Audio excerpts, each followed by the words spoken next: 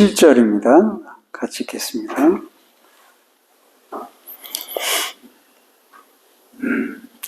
같이 읽겠습니다. 하나님의 말씀을 너에게 일러주고 너희를 인도하던 자들을 생각하며 그들의 행실의 결말을 주의하여 보고 그들의 믿음을 본받으라. 아멘. 우리들이 세상에서 성공한 사람이라는 말을 사용할 때 그 뜻은 자신의 목표와 그리고 소망을 이루어낸 사람이 되는 것이죠. 세상에서 성공했다 할 때 마침내 돈을 많이 벌었다거나 신분 상승을 이뤘다거나 또 남들이 부러워할 만한 명예를 갖게 되었다는 그런 뜻이 성공했다 이렇게 되는 것이죠. 그리스도인의 성경은 어떤 걸까? 저는 이건 그리스도인들이 매우 심사숙고해야 된다고 보는 것이죠. 우리가 복음이 오고 우리나라에 70, 80년대에 엄청난 한국교회 부흥이 왔을 때 이런 부분이 굉장히 미약했어요. 그래서 굉장히 신앙이 이렇게 기초가 없이 허공에 들뜬 단순간의 어떤 은혜의 역사를 통해서 말씀이 없는, 그리고 축복이라는 것은 세상 사람들과 똑같은 성공, 그리고 그 성공을 위한 신앙생활만이 있었던 것이죠. 성도들이 그러다 보니까 기초가 힘들고 약하고 이 교회 다닐 때는 성도인데 나가서는 성도가 아닌 별다름 없는 삶을 살 때가 많은 것이죠. 그건 저도 마찬가지인 거예요. 이런 면에서 우리들이 어떤 그리스도인의 성공의 삶이 무언가를 정확히 이해하고 신앙생활하는 게 필요한 것이죠. 그래서 하나님의 원하는 바가, 세상의 성공은 자기의 뜻을 이루는 것. 그렇지만 그리스도인의 삶의 성공은 하나님이 원하시는 바가 나를 통해서 이루어질 때 성공한 사람이죠. 그 사람이. 그렇기 때문에 하나님께서 원하는 삶의 수준에 이르렀으면 그 사람은 성공한 사람이야 라고 봐야만 하는 것이죠. 그러나 그리스도인들이 모두가 그렇게 보지 않는 거예요. 그 사람이 얼마나 재산을 많이 가지고 예수 믿고 부자가 됐냐 이런 거에 초점을 맞추고 있는 것이죠. 주기도문에 뜻이 하늘에서 이루어진 것 같이 땅에서도 이루어지리라. 이것이 주님이 가르쳐 주신 성공의 비결인 거죠. 그리스도. 그러나 내 뜻이 하늘에 하나님을 끌어와서 내 뜻이 이루어지는 것을 목표로 삼는 것이죠. 그게 잘못된 그리스도인의 모습이기 때문에 그리스도인의 삶이 표면상 그리고 내면상 어떤 열매를 맺기가 힘들고 남들 보기에는 성공했다 할지라도 신앙에서 실패한 사람이 되고 마는 거죠. 그래서 오늘 성공적인 그리스도인의 삶과 실패한 그리스도인의 삶이 갈라지는 분기점이 있습니다. 내가 원하는 것과 하나님이 만들어가기를 원하시는 나의 인생, 하나님이 나를 빚어주시는 것과 내가 되고 싶은 것 되는 것, 이 분기점이 성공이냐 실패냐를 가늠할 수 있다라고 하는 거죠. 그 7절을 보면 우리가 읽었잖아요. 우리 7절 다시 한번 읽겠습니다. 시작. 하나님의 말씀을 너에게 일러주고 너희를 인도하던 자들을 생각하며 그들의 행실의 결말을 주의하여 보고 그들의 믿음을 본받으라. 예. 그래서 하나님의 말씀을 너에게 일러주었다. 라고 하는 거죠. 그러니까 말씀입니다. 또 인도입니다. 그 다음에 그 행실입니다. 그 다음 보는 겁니다. 이걸 보고 그들의 믿음을 본받으라 그랬습니다. 즉 내가 실패하지 않는 성공된 그리스도인의 삶을 살기 위해서는 주의하여서 보는 것이 필요한 거죠. 그런데 뭘 주의해 보아야 됩니까? 여기가 그들이 누구예요? 그들의 행실의 결말을 주의하여 보고 근데 여기서 그들이 뭐냐면, 히브리서에 있는 바울 서신이라고 미상이 원래 저자가 미상인데, 바울이 썼다고 보는 견해가 또 반절 이상은 되기 때문에 누가 썼는지 몰라요. 흩어져 있는 히브리인들에게 쓴 거거든요. 근데 이 당시에 사도들, 그리고 순교자들, 이 사람들이 바로 그들의 행실의 결말을 주의하여 보고, 그들이란 말이죠. 그들에게서 뭘 봅니까? 그들이 잘 됐습니까? 그들이 명예가 높아졌습니까? 부자가 됐습니까? 세상적으로 큰 자리 차지했습니까? 다 순교에서 스스러졌어요. 그런데 그들의 결말을 주의해 보라네. 그게 뭐예요? 실패지 다. 다 실패한 거예요. 그런데 이제 여기서 주의하여 보고라고 하는 것으로서 본받는 삶을 살아라라고 하는 것입니다. 그런데 여기서 우리들이 뭘 본받는다 해서 뭘 생각을 해야 되냐면, 복음이라는 단어를 생각해야 돼요. 유앙겔리온이라는 기쁜 소식이라는 이 복음이라는 단어는 핵심을 꽉 짜면은 예수 그리스도예요. 그분이 십자가를 지시고 나를 위해 죽으셔서 내가 그분을 믿을 때 내가 구원받는다. 이게 복음의 핵심이에요. 그러나 복음은 거기에 한정된 게 아니에요. 다 붙어 있어요. 하나님은 창조주 하나님이시오. 하나님의 섭리와 애정에 따라 우리가 선택을 받고 버려주며, 또한 우리가 하나님의 뜻에 섭리에 의해서 살아간다는 거. 그게 복음이에요. 또 어떻게 인간이 죄로 인해 타락하고 그리스도 위에 구원받을 길이 없다라는 거 복음이에요. 그 다음에 그리스도께서 우리를 위해 십자가에 죽으시고 부활하시고 다시 오셔서 재림주로 다시 오고 심판하시고 복음이에요. 그리고 재림의 날을 바라보면서 성도들이 믿음의 공동체를 위해 사는 거 복음이에요. 근데 복음의 마지막에 있어요. 그건 뭡니까? 그렇게 그리스도를 믿는 그 사람들이 그리스도를 본받아 사는 삶, 이걸 포함해서 복음이 되는 거예요. 근데 그것만 있고 이건 다 빼는 거예요. 그러니까 삶이 이분법이 되는 거예요. 그리스도를 본받아 사는 삶, 이것이 복음의 한 통인 거예요. 그러니까 그걸 우리들이 꼭 기억하고 신앙생활을 하면서 복음에 합당하게 살아가는 것을 포함하는 것에 대한 설명이 오늘 나오고 있는 거예요. 그들을 결말을, 사람을 본받으라는 말이 아니에요. 말씀으로 인도하여서 그 말씀대로 산 것을 본받으라 그거예요. 그들에게는 말씀으로 사는데 죽음이 와. 그러면 그 죽어라 이거예요. 그 말씀을 위해서. 그걸 주위에서 보라 이거예요. 근데 우리는 뭘 주위에서, 그냥 누가 성공했냐. 야, 누가 예수 잘 믿어가지고, 좋은 뭘 구입했다더라, 뭐가 잘 됐다더라, 어떻게 성공했다더라. 이것만 보는 거예요. 그래서, 내가 예수 잘 믿어가 기도를 몇 시간씩 했더니, 자녀들이 잘 되고, 막 이런 것만 강조하는 거예요. 한국교회가. 그게 간증이 돼버린 거예요. 그러면은, 예수 잘 믿는 걸로 어떻게 판단해? 그거 성공으로 판단하는 거예요? 아니거든요. 그러니까 이 초점을 잘못 맞춘 거예요. 토마스 아퀴나스 그리스도를 본받아라는 책이 있죠. 그 책에서 누가 그들을 편들고 누가 그들을 반대할지에 대해서 너무 많이 생각하지 말고 고심하지 말라. 저 사람이 나를 어떻게 해서 이거 고심하지 말라. 다만 자신이 어떠한 사람인지 생각하고 하나님이 모든 일에 있어서 나와 함께 하실 것인지 에 대해서 생각하고 염려하라. 하나님이 나와 함께 하실 만한 사람인가 내가? 하나님이 나와 함께 하시나? 이렇게 내가 행동했는데 내가 얼마나 하나님이 죄송스러워. 그런 것에 대해서 내가 하나님 앞에 정말 하나님이 기뻐하시는 자로 살아야지. 이 부분에서 생각을 해야지.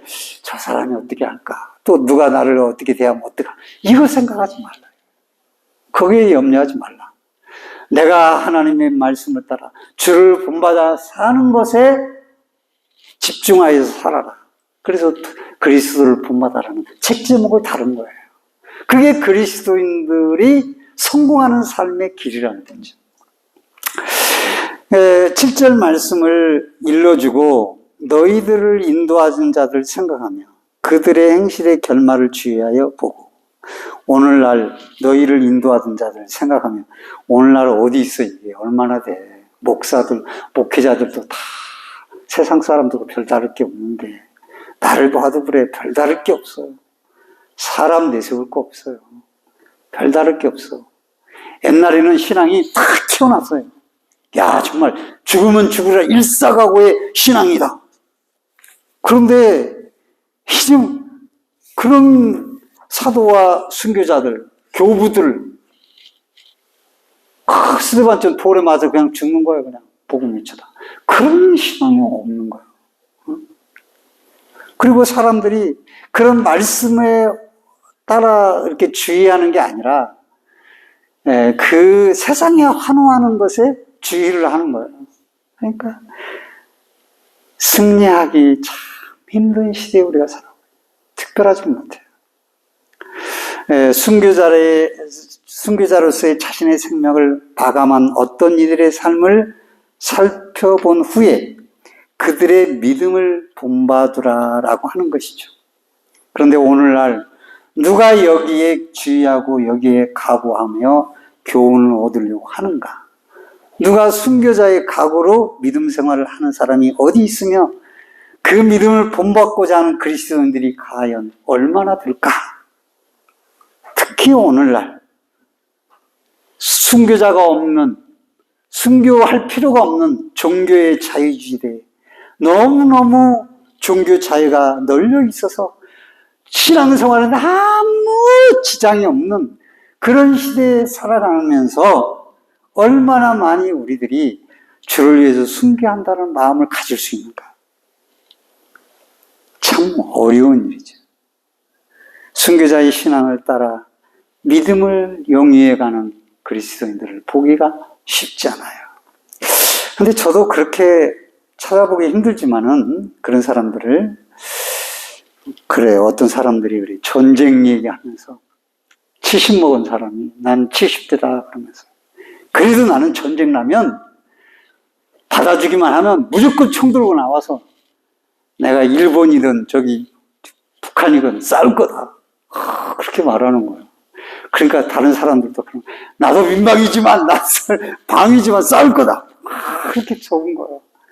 그러니까 우리나라의 군사력이 그 힘이 있는 것은 신무기, 현무, 포니, 현무, 식스가 개발되니까 포가 나온 것 같아요. 이게 말이야 핵탄두가 5톤이 돼가지고 말이죠. 상공 5,000m 막 이렇게 올라가가지고 내리 꽂아가지고 막 100m에 있는 곳에 폭발을 시키는 100m까지 땅속에 들어가서 이런 기계가 어디 있어요? ICM 같은 거죠. 이런 게 어떻게 개발을 했는지 우리나라 총도 못 맞는 시대였던 것 같은데 대단한 거예요, 대단한 거. 참, 저 군대 생활할 때 KM450 그 트럭 있어요, 트럭. 발발발발. 힘이 없어요, 힘이. 우리나라 기아, 그 당시에, 초기에 나온. 힘이 없어, 힘이. 새 건데도 힘이 없어, 차가. 야, 그런데 어떻게 그렇게 발전을 했는지 참 대단한 거예요. 근데 그분들이 그래요. 총 들고 나와 싸울 거다, 이거. 그럼 나도 그런 마음이 들어. 나도 나가 싸워야지. 그런 마음이 들어요. 근데 이제 직접 진짜 전쟁이 나면 나가 싸울지 안 싸울지는 모르죠. 그와 마찬가지로 지금은 잘 표가 안 나는데 만일 그런 신앙에 핍박의 시대가 오고 박해가 옵시다. 신앙을 지키다가 믿음을 버려야 되는 위급함이 올 때 그 믿음을 지키기 위해서 자기 목숨을 내던질 수 있는 그런 시대가 온다면 과연 나는 어떨까? 그때는 아마 뚜렷하게 구별될 겁니다. 아이, 저거 별로. 그런데 그런 사람이 진짜 믿음을 지키는 사람들이 있는 것이에요. 그러니까 눈에 보기에는 별로 없는데 7,000명이 무릎 꿇지 않는 사람이 있듯이 말이죠. 그런데 그렇게 하기 위해서는 날랑부리로 살다가 갑자기 그런 사람을 된다고 하는 것은 그건 진리가 아니에요. 그건 진리가 아니에요. 그래서 어떠한 시련이 오거나 어떠한 일이 있을 때 우리들이 그 신앙이 선명하게 드러내기 위해서는 기본적인 바탕을 잘 깔고 있어야 된다. 평상시 신앙생활에도. 네. 어떻게 해야 순교자가 없는 시대에 살아가는 이때, 그래서 그렇잖아요. 신앙인들 이렇게 보면 목사도 돈 저도 돈 할 때가 있는데 많은데 그런 것에 막 빠져가지고 막 이거 막 성도들도 막 세상의 물질 이런 것들을 다 최고로 취급하고 막 그렇게 하고 있잖아요. 그리고 막 그런 순교의 유혹은 없지만은 유혹의 유혹에 얼마나 미혹에 넘어집니까, 사람들이. 쉽게. 그래서 우리가 그런 순교자의 삶을 성공적으로 본받아 살기 위해서는 세 가지를 오늘 본문에서 말씀해 주고 있어요. 본문 앞뒤를 통해서. 그것은 첫째로 한결같이 변함없는 믿음 생활을 해야 된다라는 거예요. 8절 한번 읽어보겠습니다. 8절 다 같이 시작. 예수 그리스도는 어제나 오늘이나 영원토록 동일하시니라. 그런 핍박의 시대만이 아니라 오늘날도 순교의 시대다 이거예요. 그걸 인지하면서 결단하고 말씀을 지켜가라 이거예요. 변함없다 이거예요. 우리 주님은. 근데 시대가 너무 변화됐다고 이렇게 믿음 생활 해도 괜찮아 이렇게 하지 말고 지킬 건 지켜라. 어제나 오늘나 변함없이 한결같은 주님을 나의 그리스도로 고백하는 그리스도인들의 믿음이 인간적인 형편에 의해서 좌우되거나 약해지고 또 인간적으로 형편이 좋을 때는 강해진다면 그것을 어찌 좋은 믿음이라고 변질되지 않을 수 있는 믿음이라고 말할 수 있겠느냐라고 하는 것이죠. 그래서 그리스도인들의 믿음이 본받을 만한 믿음이 되어 세상에서 그리스도인의 삶을 성공적으로 영위해 나가기 위해서는 자신의 형편이 좋든지 나쁜지 상황이 악화되든지 좋아지든지 상관없이 한결같은 변함없는 믿음의 모습을 드러낼 수가 있어요. 이 믿음은 도전을 많이 받습니다. 칼의 도전은 선명하게 드러낼 수 있지만 칼이 아니요. 너무 좋은 것들이 많아. 그러니까 쉽게 희석이 되는 거예요. 그런 도전이 우리 앞에 오늘날 시대는 더 많은 거예요. 사실 차라리 그 순교자의 시대에 사는 게 더 나을 수도 있어요. 신앙 지키는 거. 지금은 이게 물인지 술인지 구분이 안 가는 거예요. 구분이 안 가는 그런 거예요. 그래서 남이 모르는 나의 신앙이 결기가 서 있어야 돼요. 남이 모르는 나의 신앙의 결단이 내 안에 있어야 돼요. 나는 이 선은 지킬 거야. 주님 앞에서. 이 시대는 그렇게 결심하면 살아야 돼요. 그럴 때 우리가 그리스도의 삶을 이루어가는, 그리고 이전의 믿음의 선조들이 순교하면서까지 자기의 믿음을 지켰던 그들을 본받는 삶을 살게 되는 거예요. 그리고 두 번째로는 주님이 주신 교훈에서 벗어나지 않는 믿음을 생활을 해야 돼요. 9절 한번 읽어봅시다. 시작. 여러 가지 다른 교훈에 끌리지 말라. 마음은 은혜로서 굳게하며 아름답고 음식으로 살 것이 아니니 음식으로 말미암아 행한 자는 이익을 얻지 못하느니라. 예. 다른 교훈에 끌리지 말라. 예수 믿는 사람이 다 이단에 빠져 있어요. 예? 그러니까 옛날에 우리 딸이 막내가 팜플렛에 가서 친구가 그런 이단에서 팜플렛에서 멋지게 입은 남녀들이 잘생기고 이쁘게 생긴 여자들이 쫙 이렇게 있고 사진 강당이 모여있는 거 딱 찍은, 야, 이거 뭔가 있는 것 같다 이거 눈에 보기에. 이단이거든. 그런 데 빠지는 거야. 다른 교훈에 빠지는 거야. 얼마나 그리스도인들이 다른 교훈에 빠지니까. 왜? 뭔가 새로운 교훈을 찾아다니는 거야. 어떻게 새로운 교훈이 어디 있어요? 말씀 그대로지. 자기들이 만들어서 아주 신비하게. 거기에 착 빠져보면 영 안의 어두움이 말도 못해. 미혹하는 영이. 주님이 주신 교훈 외에 다른 교훈을 통해서 복받기를 바란다면 그것은 이미 주님을 향한 한결같은 믿음, 변함없는 믿음에서 벗어난 것이죠. 특히 거기에 뭐가 납니까? 거기에 유혹되거나 미혹되지 말라 그러면서 음식에 대한 그 말씀이 나오고 있어요. 그 중에 하나가 음식 하나라 이거예요. 그래서 이 당시에는 제사 율법의 신앙인들이었기 때문에 족발 못 먹어, 되새김질 않는 거 못 먹어, 이런 거 못 먹는 거예요. 그러니까 굽이 갈라지 않는 거 못 먹어, 되새김질 하는 거 못 먹어. 그러니까 그런 건 먹으면 다 부정한 거예요. 그런데 사도들이 모여서 공의를 열었어요.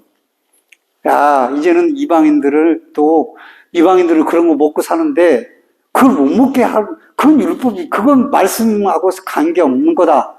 그건 율법이 이제 복음의 시대잖아. 그래서 우상의 제물과 피채 먹는 것과 목매여 죽은 것을 먹는 것, 이 세 가지는 금지하고 나머지를 다 먹도록 하자. 그런 거예요. 근데 시장에 나와 있는 우상의 제물이 돼지머리가 저거 고사 지낸 건지 안 건지 알 수가 없단 말이야.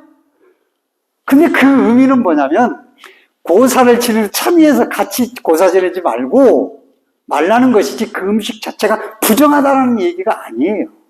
그러니까 시장에 나와 있으면 먹어도 되는 거예요. 사실 고사 지낸 것 따라 음식은 아무것도 없어요. 그게 그 자체가 부정하고 그런 게 음식이에요, 그냥. 그런 거예요. 근데 그거 가지고 나는 어려운 사람이야, 나는 거룩한 사람이야. 예를 들어서 술을 안 먹었다. 나는 거룩한 사람이야. 이제 술 먹는 것들. 그렇다고 제가 술 먹으라는 건 아닙니다. 제가 아는 사람 중에 저희 아버지하고 똑같은 사람이 있더라. 자기는 자기 아버지가 그랬다. 366일 술 먹었다 그랬어. 내가 깜짝 놀랐어. 왜 나하고 똑같은 말을, 내가 하던 말을 당신이 한다 그랬어요. 우리 집도 366일을 먹은 거예요. 왜냐면 다음 날까지 먹어야 되니까. 그 차가 똑같은 사람이에요. 그 사람이 하는 얘기가 집안이 고통스럽다 이거. 똑같더라고. 근데 그 사람도 술을 엄청 좋아해. 내가 술을 안 먹게 되고 내가 목사가 된 이유에 대해서 얘기하면서 이제 전도하면서 한 얘기가 그 얘기인데, 그 사람이 아버지가 그런 거예요. 우리 아버지 똑같이. 근데 술 안 먹어서 나는 거룩해. 예수 믿는 사람이 술 안 먹다 거룩합니까? 담배 안 피운다고 거룩합니까? 그렇게 하는 것이 음식에 대한 미혹인 거야. 그래서 초대교회에 옷수를 크게 늘리고 자기는 의로운 척, 경건한 척 했잖아요. 왜? 자기는 그런 거 안 먹는다 이거예요. 근데 그게 주님을 본받는 생활이냐? 아니라 이거예요. 이거 피도 되고 먹어도 됩니까? 그런 건 아니에요. 술 먹는다고 해서 지옥불에 떨어지고 그런 건 아니에요. 다만 내가 남들 보기에 부끄럽고 그게 원치 않으니까, 또 예배 드리는데 술 먹고 와서 한잔해 이러면 어떡할 거예요. 장로님 이따 끝나게 한잔 합시다 이러면 어떡할 거냐고. 그럼 말려야 되는데 막 몰아내고 그래야 되는데. 그럼 보세요. 대구 어디 사람이에요? 순천 사람인가? 순천에서 사건 났잖아요. 술 먹고 죽인 거 깨고 나니까 정신이 없는 거예요. 그렇게 술이라는 범죄의 원인, 살인사건, 봐세요. 다 술 취해가지고. 술 때문에 싸워가지고 죽이고, 밀려서 죽이고. 다 술 때문에. 그러니까 금지하는 거예요. 그래서 그런 것들에 의해서 한결같은 믿음이 유지되는 게 아니라 이거예요.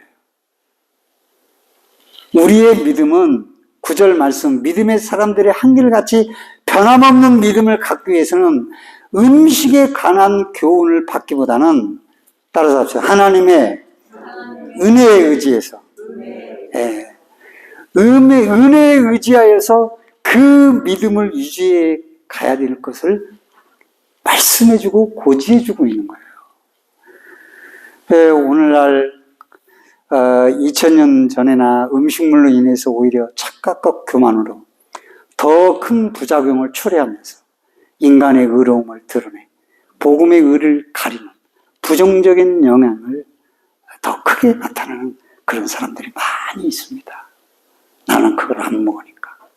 안 먹는데 안 괜찮아. 굉장히 어려운 사람, 굉장히 교만과 그로 인한 비방과 비판, 정죄를 일삼고 파당을 일삼는 사람들이 많이 있죠.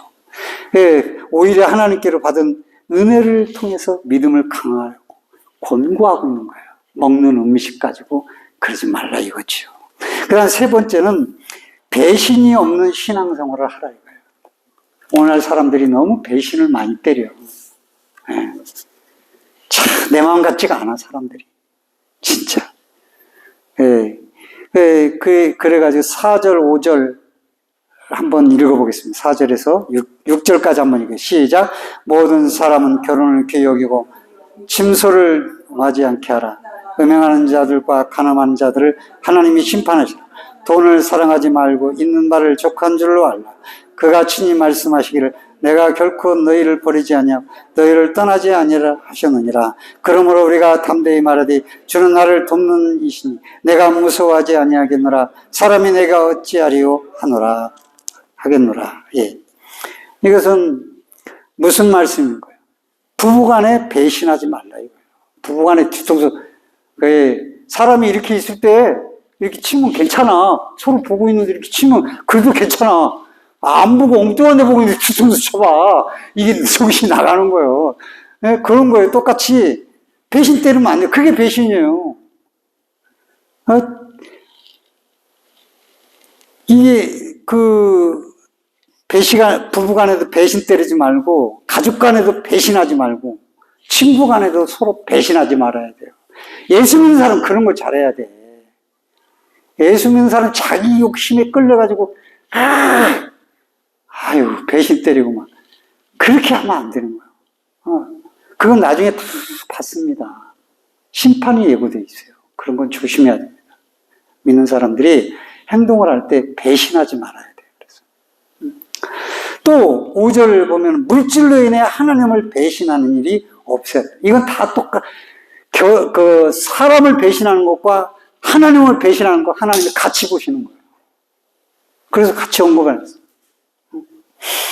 이 두 영에 의해서 잘못 간 게 부적절한 문제는 인간으로 하여금 하나님을 배신하는 결과를 가져오게 만들어요. 나는 사람을 배신했지 내가 하나님 배신하지 않았어. 하나님이 배신을 보는 거예요. 하나님 다시. 그래서 사람을 함부로 취급하거나 대해서는 안 돼요. 없는 데는 욕 좀 할 수 있어요. 그러나 있는 데서는 그러지 마세요. 있는 데서는 모두를 위해서 해야 되고, 남들이 세상적으로, 저를, 지 욕심만 막, 그렇게, 이런 얘기하면 좀 그렇지만, 테니스 코치를 해서 먹고 살아. 먹고 사는데 요즘 돈 벌기가 힘들어. 근데 어디 갈 수도 없고, 그러니까 그걸 하는데, 사람들이 많이 늘어났어. 그러니까 장소가 없는 거야. 다른 사람이고, 운동을 못 하는 거야. 코치, 가르쳐주고 하느라 거기에 소비돼가지고. 그러니까, 우리에게 유익도 없다고 막 그래서 내가 뭐라고 했지. 그 사람들 먹게 해주면, 그 사람들 그 코치를 잘 대해서 하고, 쉬었다가 우리가 들어가고 그렇게 운동을 하자. 그걸 못하게 하면 어떻게 하냐. 그 사람 먹고 살아야 되는데, 좀 생각을 좀 달리 해서. 그러면 그 코치가 우리를 여기를 그만둬도, 그 코트는 참 좋은 사람들이다. 그렇게 인식이 될 거 아니냐. 그럼 그렇게 살고자 하는데 그걸 막냐? 내가 그 고집하는 사람한테 내가 한마디 했어. 근데 복사라고 말도 못해요. 그냥 아무 말도 안 하고 있는데 가끔 한 번씩은 해. 그러니까, 맞다고. 그렇게 생각을 해야 되겠다고 그렇게 얘기를 하더라고요. 어쨌든, 그렇습니다. 사람을 배신한 거. 정말 예수 믿는 사람 쉽게 사람 배신해. 배신 때리고 말. 너무 갚게. 그러지 말아요. 거기에 대한 아픔이 얼마나 큰지 몰라요. 가슴이 맺혀요. 사람의 배신감 때문에. 그래서 뭡니까? 개를 키우는 거야. 왜? 배신 안 때린다 이거죠. 배신 안 때린다. 개는 배신 안 때려요. 고양이도 배신 안 때려요. 저 나비 배신 안 때리는 것 같아요. 어쨌든, 그러니까 5절의 문제는 인간이라면 누구에게 해당되는 영역입니다. 경제 문제는 생존의 직접적인 문제이기 때문에 민감해져요. 6절 말씀은 경제적인 문제로 약해질 수밖에 없는 상황에서 어떻게 하면 신앙적으로 경제 문제를 이겨낼 수 있는가에 대한 지침을 주고 있는 것이에요. 예. 그래서 뭡니까? 6절 말씀에 주는 나를 돕는 자이시다. 내가 누구를 무서워하려. 그러니까 물질에 의해서 넘어지지 않고 사람에 의해서 넘어지지 않고 사람을 먼저 배신하지도 않는 것이죠. 그런 겁니다. 그래서 우리가 성경은 이렇게 부부간의 문제, 사랑과의 문제, 경제적인 문제를 통해서 우리 그리스도인들이 쉽게 무너져서는 안 된다는 것을 교훈합니다. 거대한 박해로 오는 것도 아니요, 무지막지한 시험의 문제로 오는 것도 아니며, 견디기 어려운 환난의 형태로 오는 것이 아니라 은연중 유혹으로 다가오거나 암암리의 고통을 가하는 압력으로 다가오면서 서서히 주님과의 거리를 멀어지도록 하는 특성이 오늘날에 있는 것이에요. 그래서 우리들이 남이 모르는 믿음의 결기가 서 있어야만 하는 것이죠. 이것이 다 하나님의 자녀들이 세상에서 성공적인 삶을 살아가도록 하기 위하여 주시는 교훈입니다. 7절 말씀을 다시 한번 읽고 말씀을 맺도록 하겠습니다. 시작.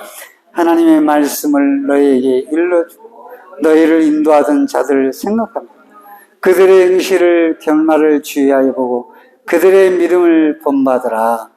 주 안에서 성공적인 그리스도인의 삶을 온전히 일구어야 하는 저와 여러분이 다 되시기를 주님의 이름으로 축복합니다.